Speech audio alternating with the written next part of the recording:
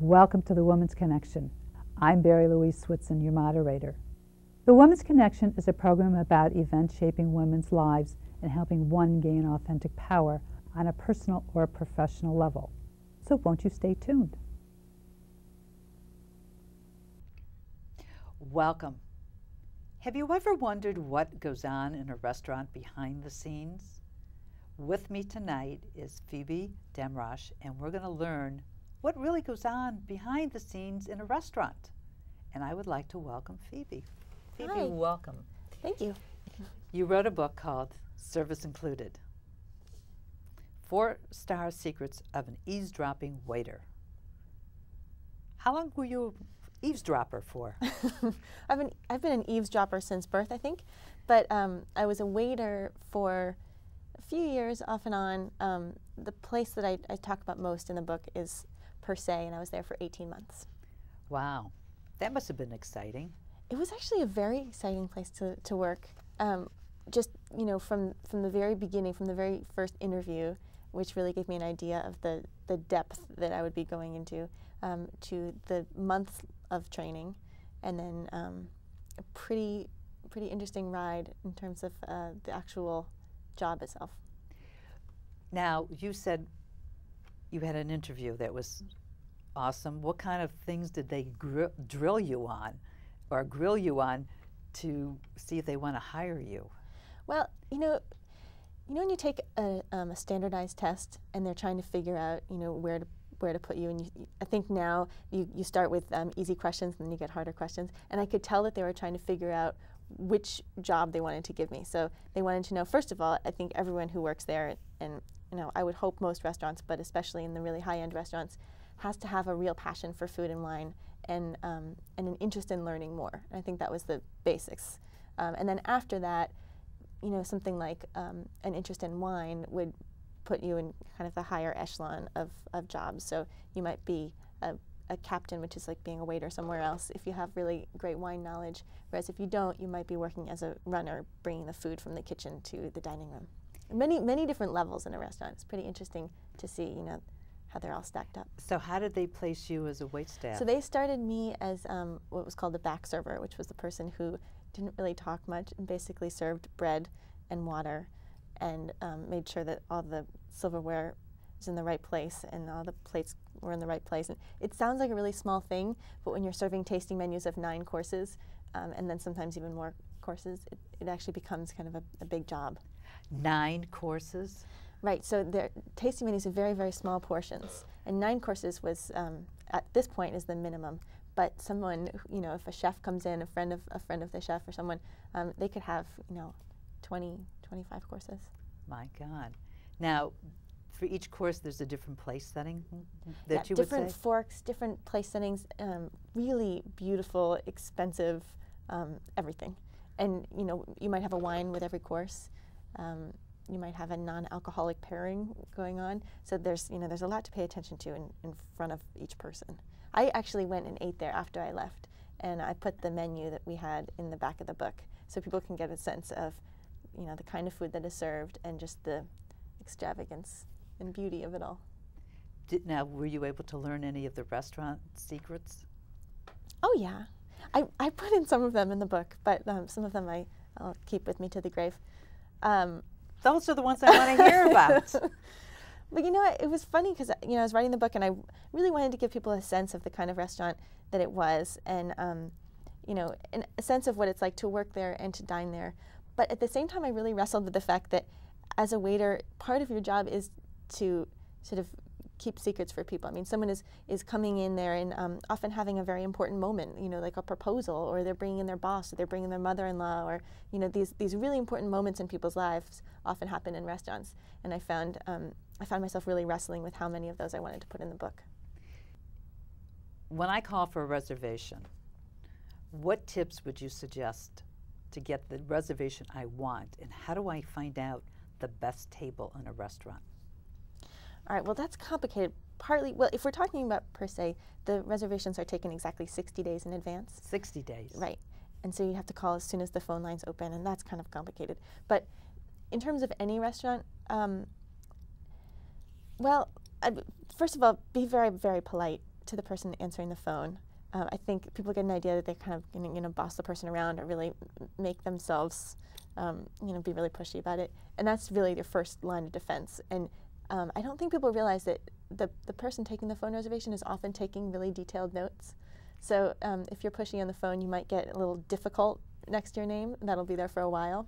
Oh, really? Yeah, but it's also really helpful if you say that it's your anniversary, it's your birthday, or you explain something that you need to have happen at the meal. You have a gluten allergy, whatever. That's kind of a really good time to give them an idea and a heads up so that they can prepare. But you asked the question of how to get a good table. Yes. I think people get really hung up on the whole good table thing. In some ways, it seems to me like a grass is always greener issue. Oftentimes, even if they literally have the best table in the house, they'll look around and start wondering if someone else has a better table. Sometimes I think it would be helpful if someone could just decide to be happy, decide to enjoy their meal, and sit down and have a good time and not worry about if they've been put somewhere. Now, before you started at Per Se, did you ever work as a waitstaff before? Yep, I started working at a little cafe in Brooklyn. That was my first restaurant job, and that was a completely different experience.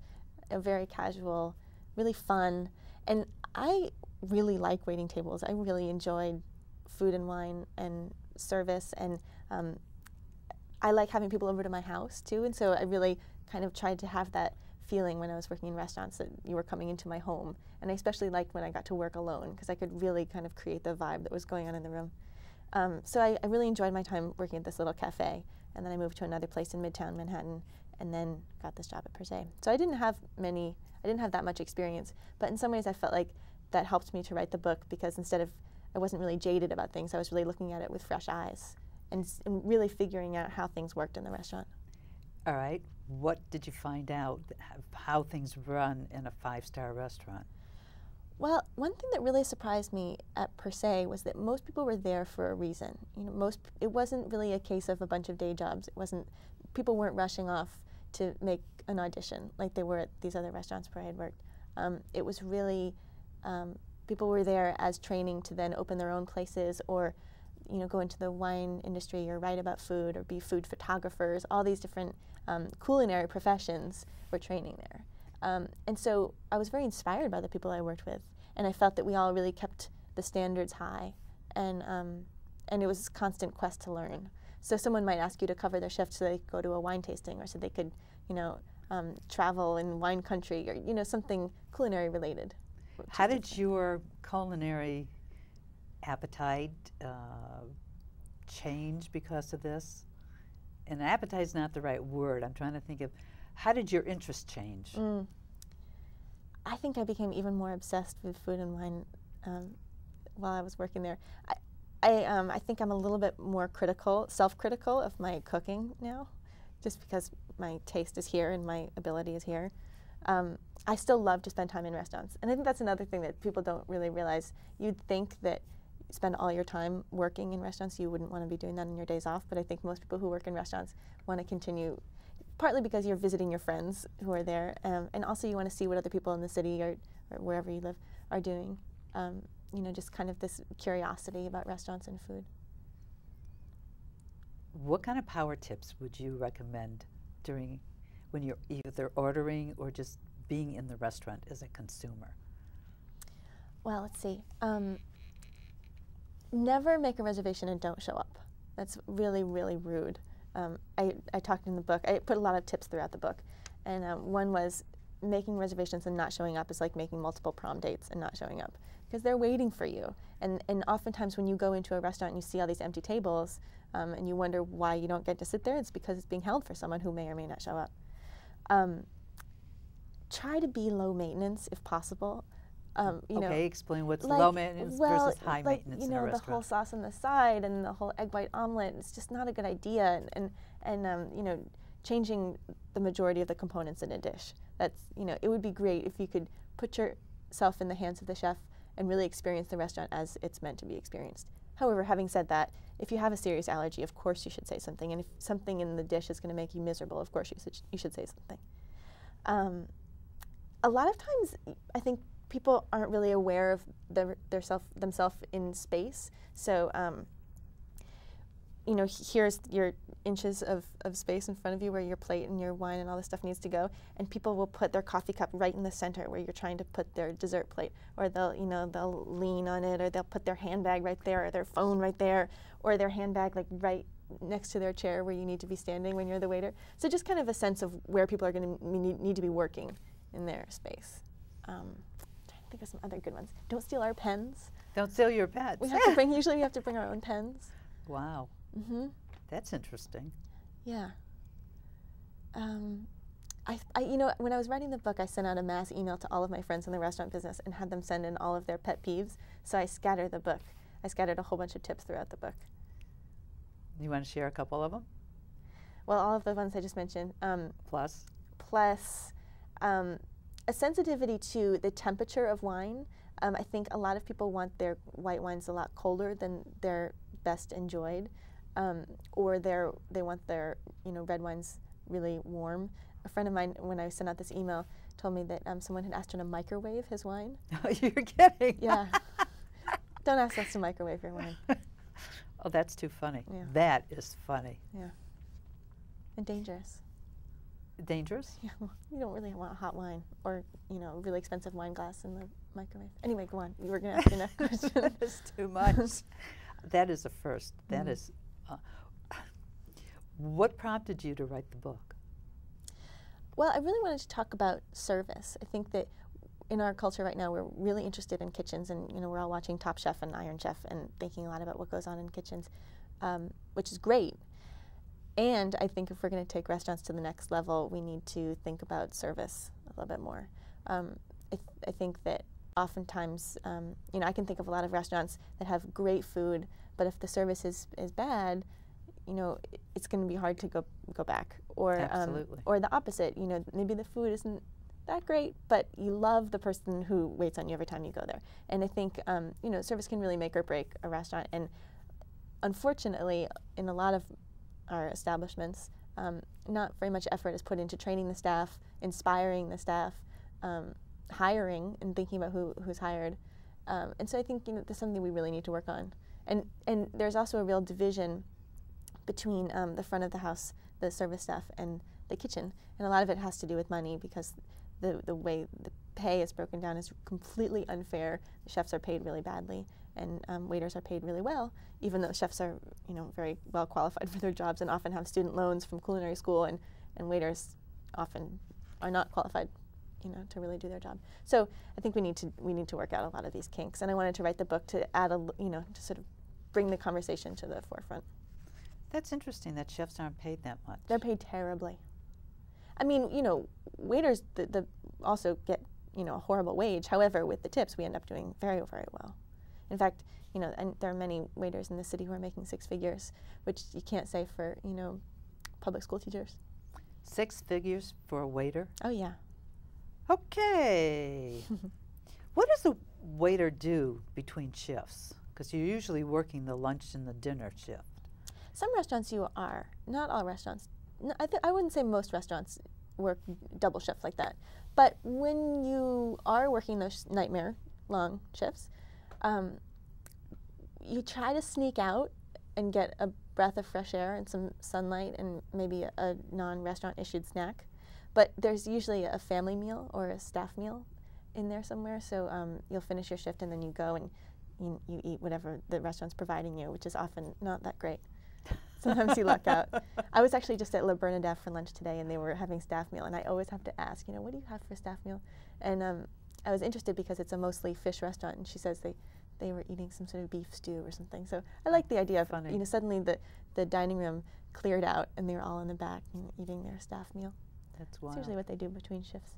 And then after work, go out and get a snack and a drink. Snack? A snack and a drink. I think to myself, I think it's a lot like losing electrolytes, like emotional electrolytes. Oh, interesting. That you're spending all of your time, feeding people and caring for them and anticipating their every need. And when you finish, you kind of want someone to do it for you. You need to sort of replenish that energy. What is the worst time to book a table? The worst time to book a table is when everyone else in the restaurant wants to leave. When you walk in, it's 5 minutes before closing, technically they should still serve you, and I think you have every right to demand to be served if it says that they're still open. However, you know, these people are exhausted. They really want to go home, and if you sit down and order the tasting menu at 10:55, if they're closing at 11, they'll hate you, and you'll be glared at the whole time, and you know, don't do that. So I would say at the end of the night. What are some of the funny things that have happened to you during your tenure at Per Se? You know, what was so interesting to me at Per Se was that people are really people no matter where they go, and you know, I would think everyone would be on their best behavior, and I would think people were in a public setting, but it was really interesting that they let things really hang out, literally and figuratively. You know, just the conversations I would overhear between people, the combinations of people.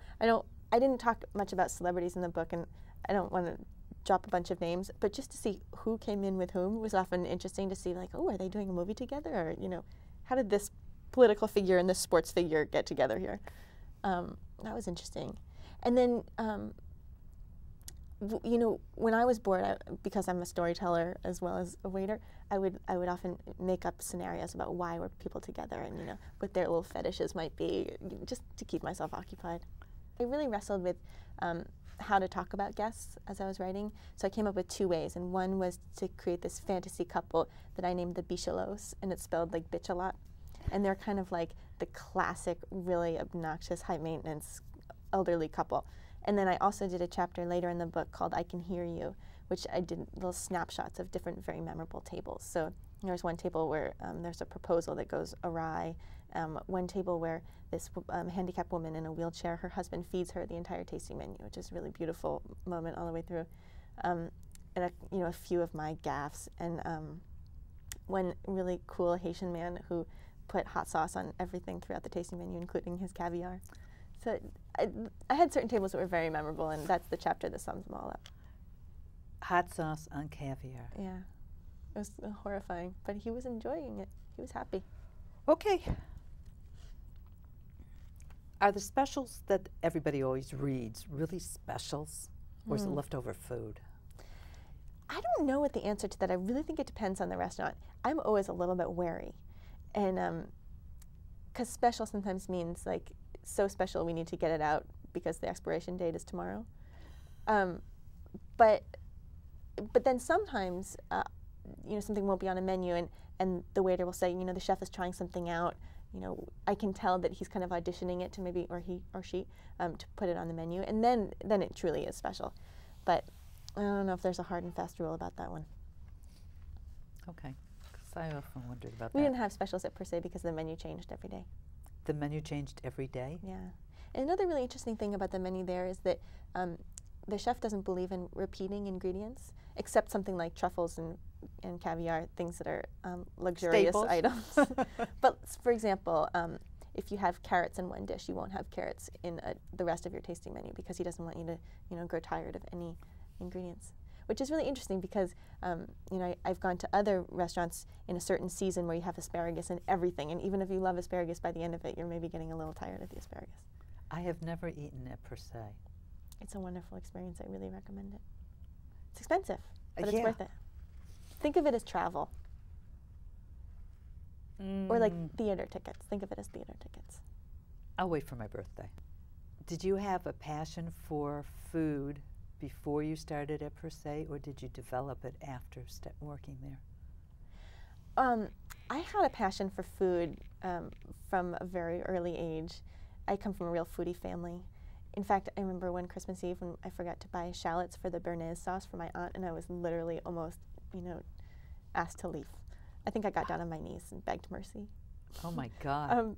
So yeah, real food family, and I did well in school, and my reward always for getting straight A's was that I got to choose the restaurant. So I think that was one of the things that kept me doing well. I really looked forward to my restaurant excursions. It definitely was heightened when I was at Per Se, but you know, I was a writer first, and I exhausted a whole bunch of day jobs. I was, you know, I walked dogs, and I fed cats, and I wrote web pages, and I nannied for a long time. And finally got into restaurants because I just loved food. And I thought, you know what, if I'm going to be doing, if I'm going to have a day job, I might as well do something that I care about. And then I got really distracted and really fell in love with it and ended up writing about the day job. But you also left the day job. But then, yeah, because when I really thought about it, I realized I didn't want to be a waiter forever. I didn't really want to manage restaurants. I wasn't ready to own a restaurant. I don't have the kind of wine brain, the kind of interest in soil variation and vintages. So I didn't really see myself going there. So when I really looked at it, I thought that the one thing that I'm interested in doing about restaurants is writing about them. So I figured that I needed to go and pursue that. But I could see getting back into restaurants at some point. Okay. As a waitstaff? As an owner. As an owner. Ah. Your life has evolved. You basically took the job as a waitstaff to help support writing. Then you fell in love with being a waitress, especially at Per Se. Right. And then you left the job and you wrote the book. I have fantasies of someday speaking at a graduation or something, and I think I would start with the quote, that John Lennon quote, which is, "Life is what happens when you're busy making other plans." And this is exactly what happened to me. You know, the plan was not to write a book about waiting tables at all, but I really became enchanted with this whole culture of restaurants and people who work in restaurants, and I want to say subculture, but it's actually a very large percentage of our population. And I just think, for me, it's important to realize that there's a story in everything, and that you never know where your path is going to take you. And it's kind of nice for me when I'm in my dark days and I think, what am I going to do next? I think, well, you know what? I never saw this book coming, so there's another one there somewhere. In the closing moments of the show, what would you like to leave the audience with? Go out and eat well and drink well and tip at least 20%. And, don't ask your waiter what he or she does in the rest of her life. Just be in the moment. Enjoy yourself. People ask that question, what else do you do? Because it's normal for somebody in the waitstaff profession to have another job. And I think everybody's trying to relate to the waiter. Right.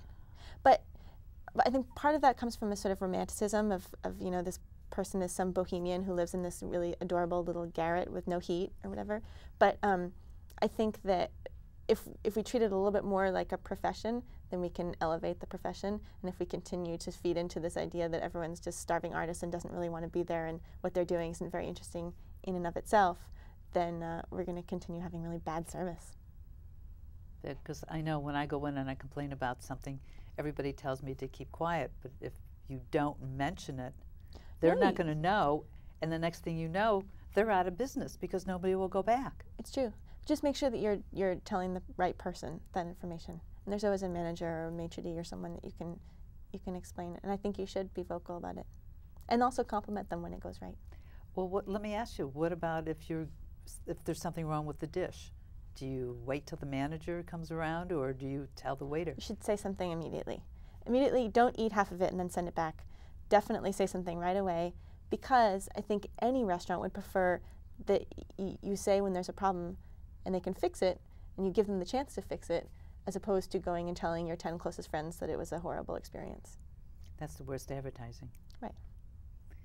Phoebe, thank you so much for joining me. Thank you. It was wonderful listening to your adventures. Thank you. I can't wait to see what you're going to do next. Me too. And thank you for joining us. I hope you've learned something about the waitstaff world in the restaurants. Look forward to hearing from you. If you have any questions, please write us. Love to hear from you.